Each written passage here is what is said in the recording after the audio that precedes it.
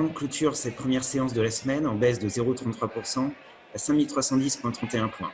Après avoir ouvert en nette hausse, le marché parisien a perdu du terrain alors que les indices américains se préparaient à ouvrir dans le rouge, dans un contexte toujours marqué par les tensions commerciales à l'international. Parmi les événements marquants de la journée, les tensions sont montées d'un cran à Hong Kong. L'intensification de la mobilisation a entraîné l'annulation des vols programmés au départ et à l'arrivée de l'aéroport du territoire. Le trafic devait reprendre son cours normal ce 13 août.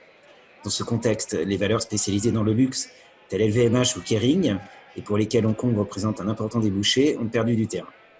Concernant les autres valeurs, on retiendra l'annonce de Capgemini et d'Altran Technologies qui ont indiqué avoir franchi une nouvelle étape en vue de leur fusion par la signature d'un accord de rapprochement qui énonce les termes et conditions du projet d'acquisition d'Altran par Capgemini dans le cadre d'une offre publique d'achat amicale au prix de 14 € par action. Le conseil d'administration d'Altran a accepté les termes de l'offre et la finalisation de ce rapprochement est toujours envisagée d'ici la fin de l'exercice 2019.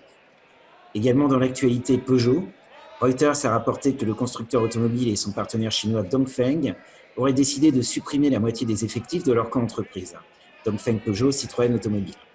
Le nombre de salariés passerait de 8 000 à environ 4 000 via la fermeture d'un des 4 sites industriels de la coentreprise en Chine et de la cession d'un autre.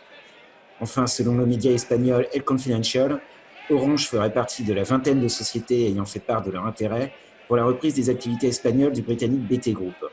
L'été prévoit de clôturer la cession de ces activités avant la fin de l'année.